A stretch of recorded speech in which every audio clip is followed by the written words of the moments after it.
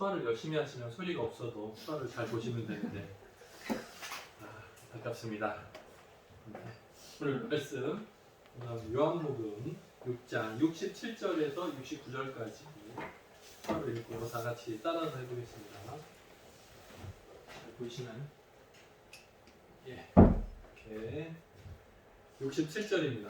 예수께서 12제자에게 이르시되 너희도 가렸느냐.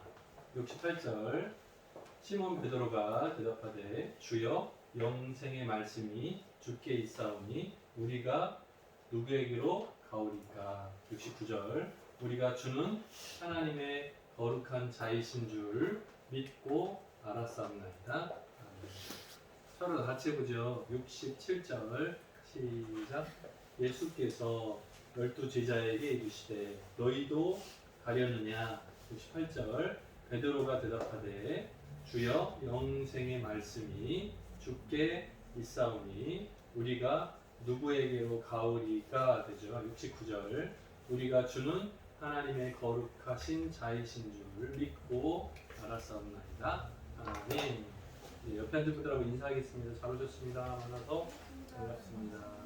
네, 반갑습니다.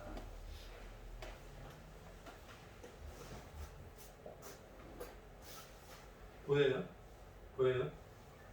눈이 좀 아플 것 같은데? 바르게 앉아보세요. 예, 바르게 앉아보세요. 아, 이 눈으로 봐야 돼서 안경을 이렇게 하고 있어요. 너무 아플 것 같아. 괜찮아요? 보여요? 오케이. 알겠어요. 자, 오늘 말씀의 제목은 누구를 따를 것인가? 라는 제목으로 함께 은혜 나눠보고자 합니다. 누구를 따를 것인가? 누구를 따를 것인가? 따르다 저 이거 쓰겠죠. 따르다. 아까 찬송할 때 보니까 주의 인도하심 따라 이렇게 썼어요. 근데 어떤 분들은 주의 인도하심 따라 쓰는데요. 네, 괜찮아요. 맞아요. 틀리지 않아요. 괜찮아요.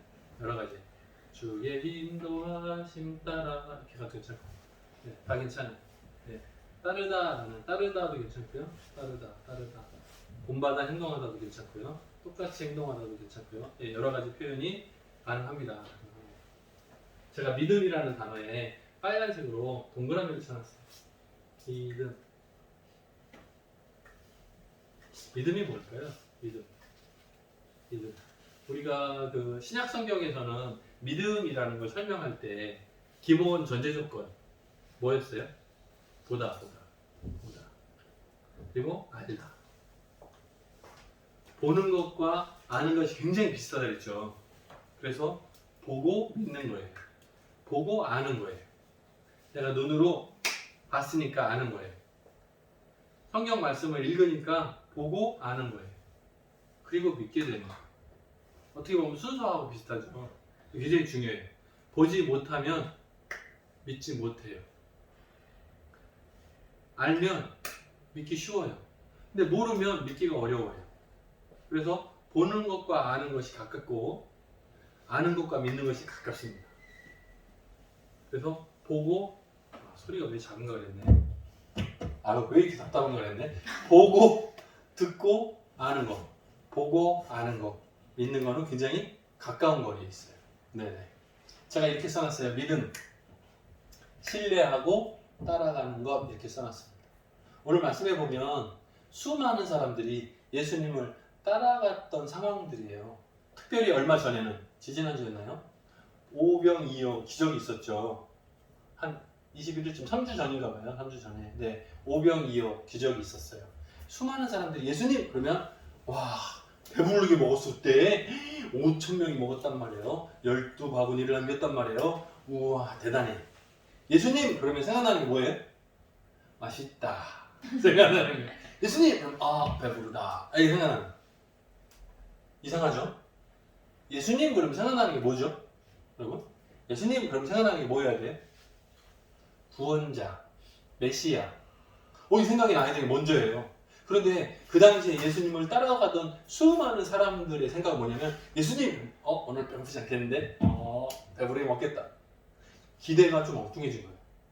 그러면 우리가 배부르게 먹고 사니까 우리가 힘들게 일할 필요도 없고 예수님만 계시면 우리가 날마다 놀면서도 배부르게 먹고 살겠다. 공짜.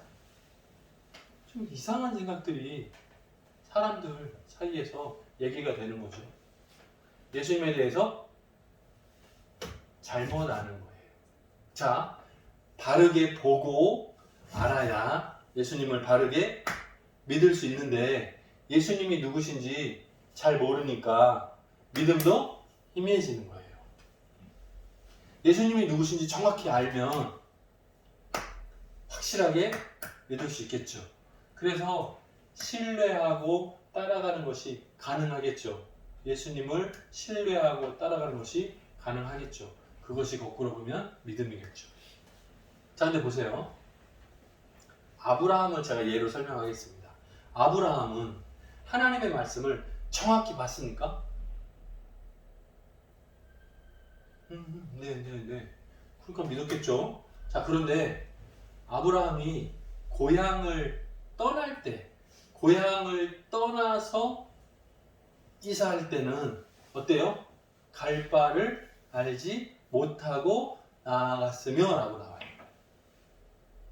자, 평생 살아온 70년 넘게 75년 동안 75년 동안 평생 살았던 그 고향 땅을 떠나는데요. 가족들 다 데리고 떠나는데요. 뭐라고요? 갈 곳을 정확히 몰라요. 그 중에 출발했어요. 뭐라고요? 갈 곳을 알지 못하고 출발을 했어요.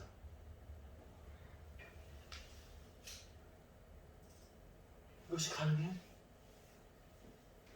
어떻게? 이해가 돼요? 이해가 돼요? 자, 이사 간다고 짐을 다 쌌어. 집 밖으로 짐을 다 내놨어요. 트럭에다 다 실었어요. 근데 도착하는 곳 주소 몰라. 근데 트럭 운전사가 출발! 가요. 가능해요? 서울에서 이삿짐을 다 쌌어. 부산 어디 아마 거기 아마 출발 가능해? 가다 보면 생각나겠지. 생각날 거야. 가다 보면 알게 돼. 지금은 희미한데 막 가다 보면 보인다. 모르는 거예요. 분명한 건 뭐예요?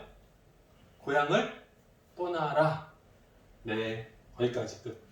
그 다음은 몰라요. 그냥 출발하는 거예요. 쉬워요? 아니야, 어려워요. 다른 사람이 쉽게 따라하기가 어려운 거예요. 갈 바를 알지 못하고 갈 곳을 정확히 모르는 상황에서 그냥 출발하는 거예요. 왜? 하나님을 믿었기 때문에. 하나님에 대해서 알았기 때문에 가는 거예요. 장소는 몰라. 근데 누구는 알아요? 하나님은 알아요. 그러니까 확실하지 않아도 희미해도 믿고 출발 가능한 거예요.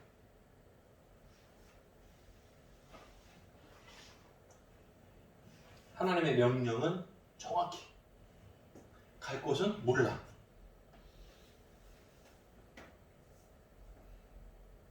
지금 우리는 살면서 갈 곳을 정확히 알아야 미리 조사도 해보고 확인도 하고 가는 길도 찾아보고 그렇게 출발할 것 같아요. 그런데 몰라. 떠나라. 네. 출발. 네. 그냥 가는 거예요. 준비가 완벽하게 됐을 때 출발이 아니고 준비는 몰라. 그냥 출발이에요. 하나님의 약속만 믿고 가는 거예요. 아브라함의 삶을 히브리 사람들이 보통 많이들 사용하는 단어긴 하지만 나그네 뭐죠? 나그네가 뭔지 알아요? 현민 집사님, 나그네가 뭐죠? 왜 또?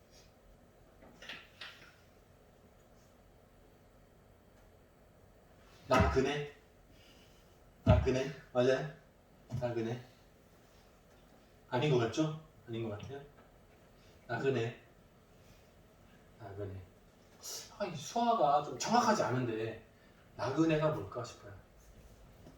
여행자라고 수완을 사용하지만 사실은 나그네의 의미를 완전히 담지는 못하거든요. 네. 나그네 그러면 내 집 정한 곳 없이 떠도는 사람을 말해요. 아브라함은 분명히 갈대아 우르라는 곳에 자기 집이 있었어요. 친척들이 있었어요. 고향이에요. 근데 거기를 포기하고 다른 데로 떠나는 거예요. 떠도는 삶을 살았어요. 그걸 나그네의 삶이라고 해요. 자, 예수님이 하신 말씀 가운데 이거는 누가복음에도 나오고 마태복음에도 나와요. 이런 말씀이 있어요. 여우도 굴이 있고 공중에 새도 집이 있으되 인자 누구요? 예수님 본인은 머리 둘 곳 누울 곳이 없도다. 집이 없도다 이 말이에요. 그러면 여우도 집이 있고 새도 집이 있는데 나는 집이 없다. 예수님은 무주택자의 삶을 사셨어요. 근데 어때요? 예수님은 여기에 나온 단어를 활용하면 나그네의 삶을 사셨어요. 물론 어렸을 때는 부모님 밑에 마리아, 요셉 부부 아래서 살았어요. 그죠? 나이가 30 됐을 때는 나그네의 삶을 사셨어요. 그걸 우리가 공생애라고 써요. 공생애.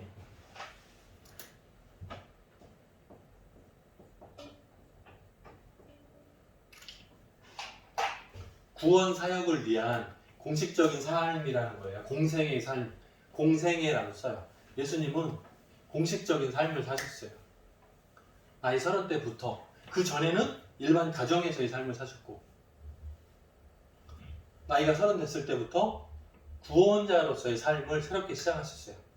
그 삶의 내용이 복음서, 사복음서 내용에 포함, 기록이 되어 있죠. 네네. 자, 예수님의 태어나셨을 때 어디 있었어요? 말 밥그릇에 누워 있었어요. 그죠? 말 구유라고 그러죠. 말 구유라 누워 있었어요. 그죠? 집이 없는 상태로 태어났어요. 태어난 곳이 집이 없이 여관에 말 구유 안에 말 밥그릇에 누웠어요. 아기가. 그죠? 깨끗하고 좋은 곳이 아니고 굉장히 낮고 천한 곳에 태어나셨어요. 그러니까 어쩌면 가난한 사람들에게는 소망인 거죠. 만약에 예수님이 무슨 왕궁 같은데 부잣집 삐까뻔쩍한 집에 태어났으면 우리도 와 부럽다 했을지 모르겠어요. 그런데 예수님의 출생을 부러워하는 사람은 아무도 없어요. 태어날 곳이 누추해서 말이 밥 먹는 그 그릇에 아이를 누였으니까 그 정도로 상황이 좋지 않았으니까요. 예수님이 돌아가셨을 때는 어때요? 예수님의 무덤을 미리 준비해 둔 적이 없어요. 물론 나이가 젊었기 때문에 듣겠지만 무슨 재산이 있다든지 다 그런 거 없이 출가해 집을 떠났죠. 그죠?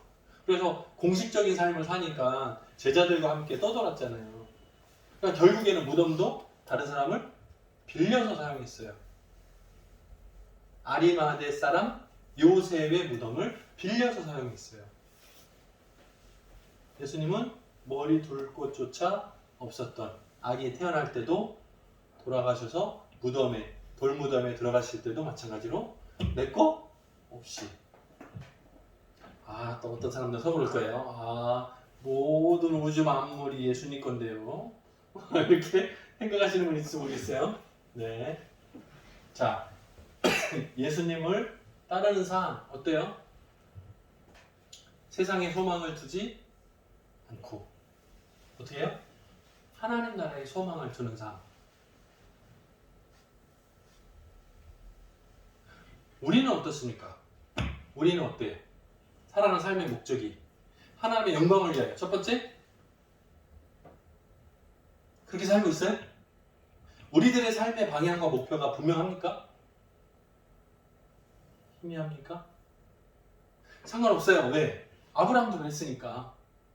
목표가 불분명했어요. 네. 어딘지 모르고 출발. 누구만 믿고 따라가는 거예요? 예수님만 믿고 따라가는 거예요. 하나님만 믿고 따라가는 거예요. 그래서 맨 나중에 됐잖아요. 네. 지금 우리가 천국이 확실히 보여요? 아니, 안 보여. 지금 다 살아있잖아요. 그죠? 그런데 거듭나지 않으면 안 보여요. 거듭나면 말씀을 통해서 믿음이 성장하면서 보이기 시작해요. 믿음의 눈을 뜨는 거예요. 영적인 눈을 뜨는 거예요. 그래서 하나님의 나라가 임하는 것이, 하나님의 역사하시는 것이 느껴지고 깨달아지는 거예요. 내 삶 가운데 체험으로 경험되어지는 거예요. 그래서 하나님 살아계심이 확실하구나. 기도의 응답으로 아는 거예요. 말씀의 증거로 내 삶하고 말씀하고가 맞춰지는 거예요. 아, 하나님께서 오늘도 나를 인도해 가시는구나 깨달아가는 삶이에요. 말씀을 큐티 묵상하고 그 말씀대로 실행하려고 노력할 때 하나님께서 나를 도와주시는구나. 다른 사람들을 통해서, 주변 환경을 통해서 하나님께서 나를 이끌어 가시는구나 라는 걸 깨닫는 거예요. 그런데 하나님 말씀에 대해서 전혀 없으면, 믿음이 없으면 모르고 그냥 사는 거예요. 그래서 나 좋은 일이 생기면 운 좋다. 나쁜 일이 생기면 재수없어. 그런 거예요. 그리고 그냥 사는 거예요. 목적도 없고 자신의 가는 길도 모르고 그냥. 그런데 하나님과 함께 동행하는 삶은 하나님께 항상 물어보고 말씀을 비춰보고 자신의 삶의 첫 번째가 하나님의 영광을 위해서, 하나님 나라 확장을 위해서 목적을 두고 살아가면 명확하게 보이진 않아. 흐릿할지 몰라요. 갈 바를 알지 못하겠어요. 믿음이 연약해서 잘 몰라요. 그런데 내 앞에 있는 말씀은 붙들고 나가는 거예요. 날마다. 그리고 뒤돌아보면 하나님의 은혜였구나 라는 걸 깨닫는 거죠. 나의 관심. 궁금해. 어디로 쏠려 있는가? 내 관심. 첫 번째. 내가 살아가는 목적 첫 번째 이게 뭐냐 이게. 돈 버는 거? 사람 많이 만나는 거? 많이 만나는 거? 우리들의 삶의 목적이 뭐예요? 공부해가지고 1등 하는 거? 세상에 인기 끄는 거? 뭐예요? 여러분들의 관심 첫 번째가 뭐예요? 외우기는 많이 외웠어요. 지식으로는 알아요. 하나님의 영광을 위하여. 모든 것은 하나님의 영광을 위하여. 말을 잘해요. 다 잘해요. 실제로 내 삶의 방향이, 내 삶의 목적이 하나님의 영광을 드러내는 삶을 살고 싶습니다. 내 삶을 짧게 살아도 하나님의 영광을 위해서 최선을 다하고 싶습니다. 그 마음으로 탁 합쳐진다면 그거 좋은 거죠. 이 세상의 목적을 두지 않고 하나님 나라를 위해서 아낌없이 나그네. 아까 뭐라 그랬어요? 여행자? 정처 없이 떠도는 사람? 글쎄요. 그냥 삿갓 같은 거 하나 쓰고 나무 지팡이 같은 거 하나 쥐고 이러면 돌아다니는 되게 뭐랄까요? 이 세상의 기준을 초월한 이상한 떠돌이? 그런 의미예요? 아니에요. 성경에서 말하는 나그네는 떠도는 사람이라는 의미를 가졌어요. 세상을 지나가는 사람. 이 표현이 좀 재밌는데요. 세상을 지나가는 자. 뭐라고요? 세상이 마지막 목적지가 아닌 거죠. 마지막 목적지가 어디예요? 하나님 나라인 거예요. 하나님 나라에 소망을 둔다 이 말이 하나님 나라의 목적을 두고 사는 거예요. 그러면 우리가 예를 들어서 부산까지 버스를 가요. 그러면 부산까지 운전을 하고 가면 중간에 대전, 대구, 부산 가잖아요. 그러면 목적지는 어디예요? 부산. 근데 중간에 가다가 대전, 마음에 들어. 마음에 들어. 와, 집도 멋있는 집이 하나 있어. 발견했어. 나 부산. 포기. 안 가. 대전에서 그냥 살래. 안 된다고요. 목적지가 어디라고요? 부산. 딱 정해졌으면 부산까지 가는 거예요. 대전은 잠깐 화장실 하고 가는 거예요. 대구 도착해서 맛있는 사과가 많아? 하지 말고 지나가는 거예요. 그냥 지나가는 거예요. 마지막 목적지 부산에 도착해야 되죠. 그래야 부산을 목적지로 세우고 여행하는 사람이 도착하는 거죠. 이와 같이 예수 믿는 사람들의 최종 목적지는 어디예요? 부산하면 곤란해. 지금 진짜 예수 믿는 사람들의 최종 목적지는 어디예요? 부산이 아니고 하나님 나라 목적지. 그러니까 중간에 가다가 아무리 좋은 게 보여도 하지 말고 과감하게 뭐만 바라봐요? 주님만 바라보고 하나님 나라 최종 목적지. 물론 중간중간 거쳐가는 곳이 있어요. 갈 수 있어요. 그러나 항상 마지막 곳은 어디라고요? 하나님 나라 목적지를 두고 거기까지 가야 하는 거예요.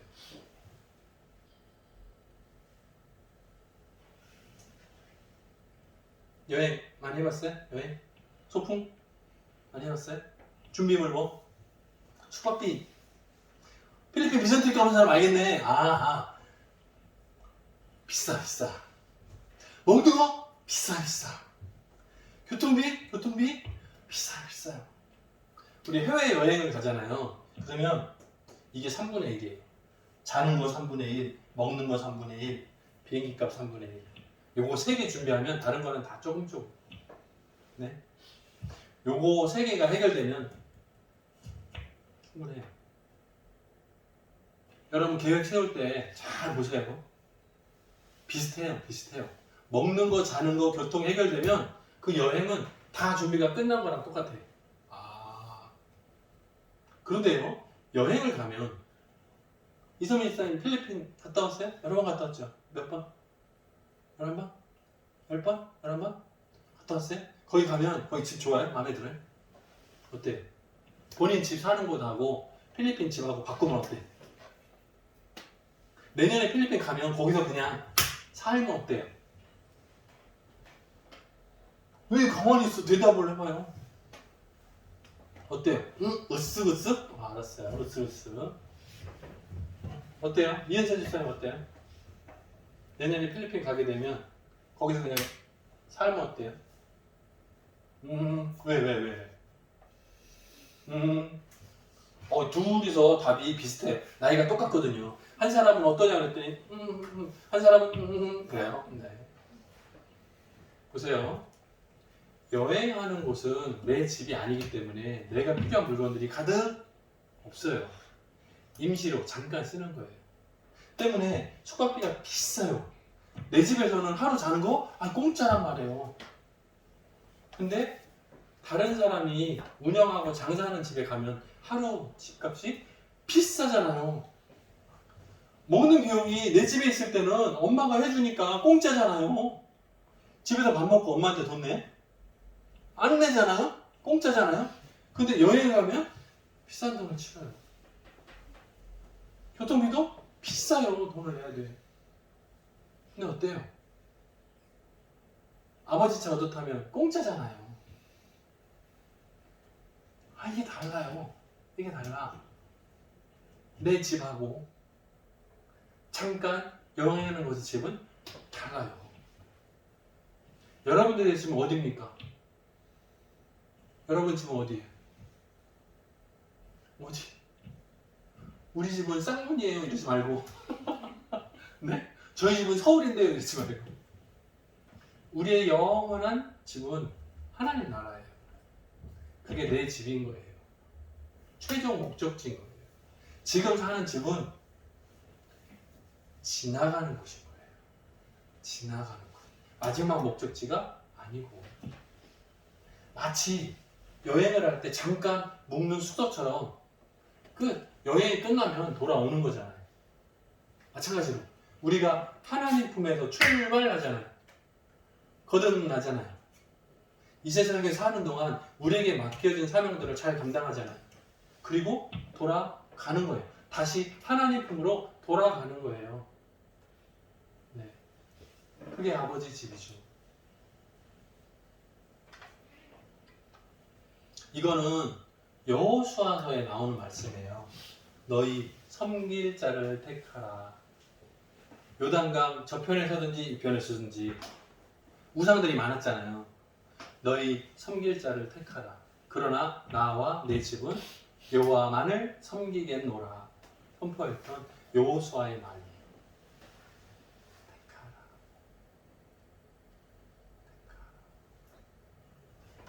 오늘 말씀 내용 보면 내 아버지께서 내게 오게 해 주시지 아니하시면 누구든지 내게 올 수 없다 선포하셨어요. 이거 예수님이 하신 말씀이에요. 자 보세요. 오병이어를 통해서 수많은 사람들이 예수님을 따라서 이동했어요. 예수님이 갈릴리 오실까 저 건너편으로 배 타고 건너가시면 많은 사람들이 이쪽으로 막 해서 따라갔어요. 배를 타고 막 따라갔어요.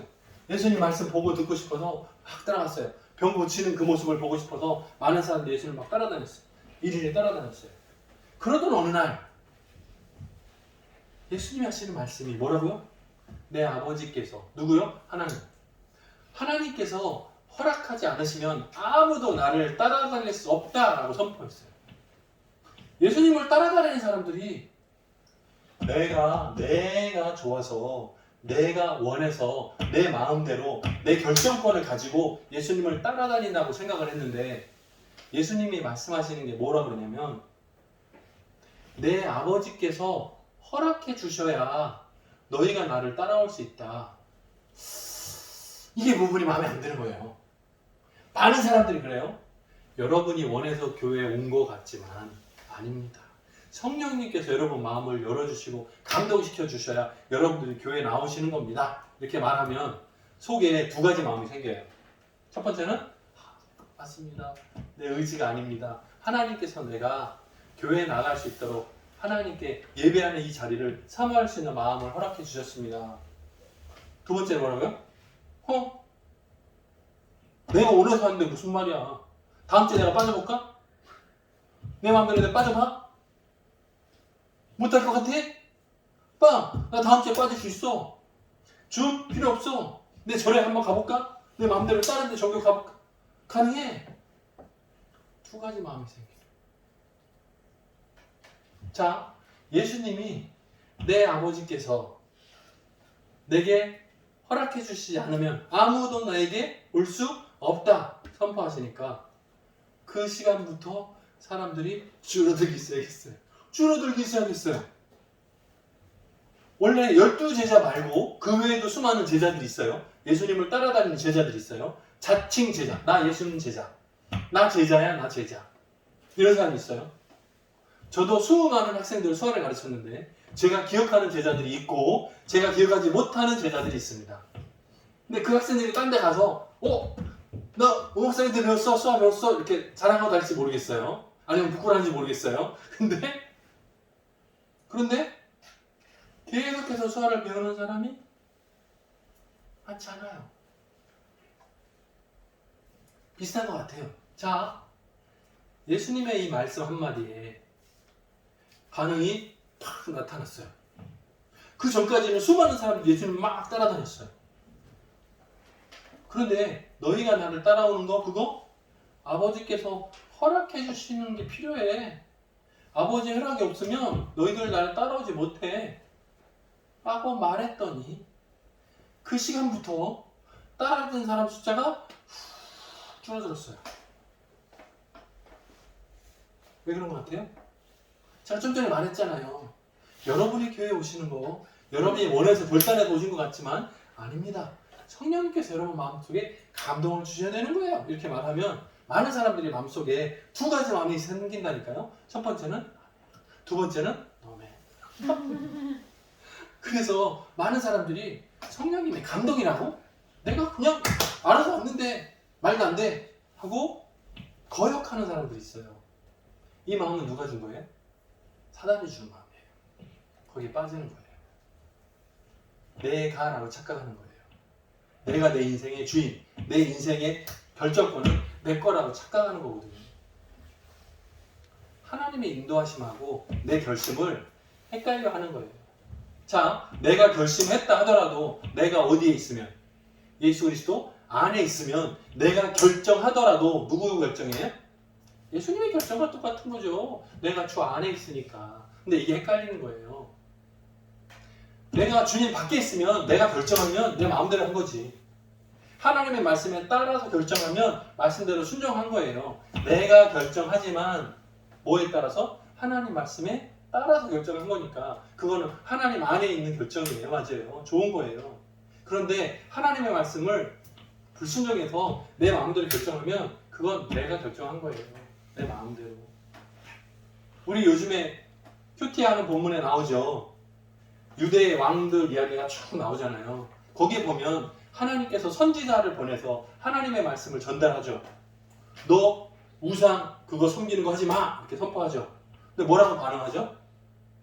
제가 잘못했습니다. 그러면 그거는 하나님 안에서의 결단인 거예요. 하지만 그러면 그거는 불순종이 되는 거예요. 다 나뉘잖아요. 똑같아요. 그래서 이때부터 제자들의 숫자가 줄어들어요.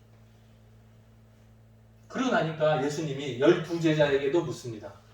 너희도 갈 거냐? 너희 갈 거야? 가. 제자들이 쫄아가지고 대답합니다. 주여, 영생의 말씀이 주께 있사오니.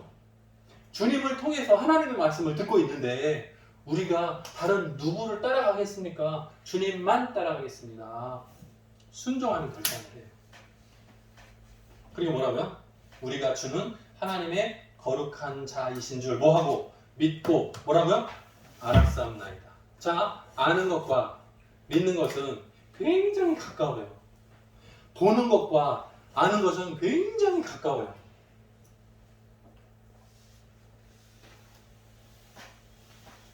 우리는 예수님께서 직접 하신 말씀의 내용들을 보고, 듣고, 알고, 믿고 따라갑니다. 여러분, 이번 한 주간 동안에 어떤 삶, 누구를 따라가는 삶을 감당하시겠습니까? 하나님의 말씀에 비춰서 하나님 안에 있는 결단입니까? 아니면 예수님 바깥으로 뛰쳐나가서 내 마음대로 하는 결단입니까? 여러분 마음 가운데 있는 두 가지 생각 중에 어느 쪽으로 가겠습니까?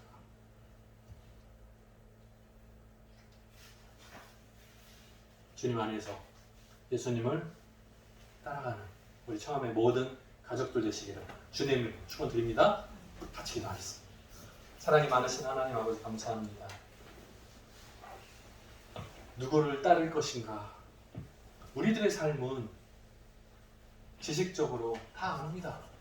겉으로 다 압니다. 그러나 실행하는 것이 정말 어렵다는 것을 깨닫습니다. 우리들의 부족한 믿음을 불쌍히 여겨주시고 용서해 주옵소서. 우리들의 한 주간의 삶 가운데서 예수 그리스도께서 늘 동행하여 주셔서 예수님 닮아가는 삶이 되게 도와주시고 이 세상은 그냥 지나가는 것이다 생각하고 하나님 나라 영광을 위해서 목적을 세우고 순종할 수 있는 우리들 되게 도와주옵소서. 감사드리옵고 예수님의 이름으로 기도드립니다. 아멘.